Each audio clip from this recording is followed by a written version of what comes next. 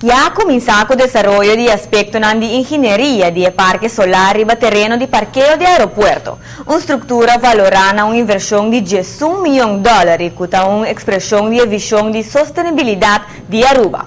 Pero además de eso, crea un parqueo solar que beneficio secundario, manera de sombra que genera para el vehículo. Albo es el contratista principal con asistencia de Crown como especialista en asuntos de corriente. Ya está con el promedio de 7 fases del proyecto comenzar a funcionar para otro año. Pronto é área que lo transforma en el primer parqueo solar de nuestra región, un ícono del Caribe. El proyecto de parque de panel solar en el aeropuerto está progresando bajo vigilancia de ejecutivo de Elmar. Total, Misha, het akkoord denk zo'n 10 miljoen, bij $1 miljoen. Dus toen is que na final di dia ora é panel, dus dan tudo poni que parque tá dentro sua função, vai costa af. É uma inversão então de $1 milhão. Então valor agregado seguro no aeroporto, assim aqui cada empregado, cada turista que vem na Aruba, tá que parque tá ícone do Caribe ora para nós.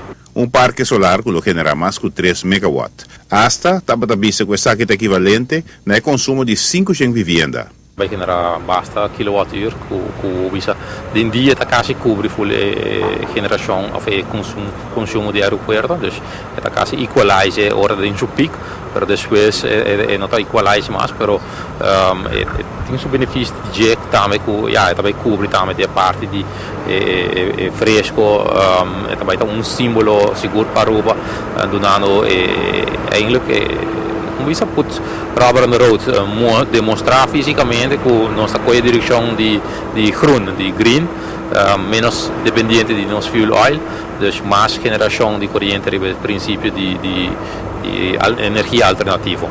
El Business Development Officer de Elmar tiene detalle de desarrollo multifacético del proyecto y su ingeniería.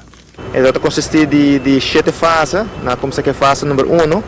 A ideia está com a fase número 1 tá parte de style construção e também uma vez quando acaba que fase 1 style construção se que fase 2 e fase 1 é hora lota claro para começar a pôr solar panel arriba já e assim a pouco está queda bem hora fase 2 está claro fase 1 instalação de solar panel vai para fase 2 etc até hora acaba toda fase não.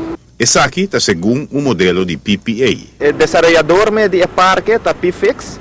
O PFIX é contrato, que está contrato conosco, é Power Purchase Agreement, é PPA. O PFIX está coordenado com Albo e Crown e com AAA para poder desenvolver o projeto.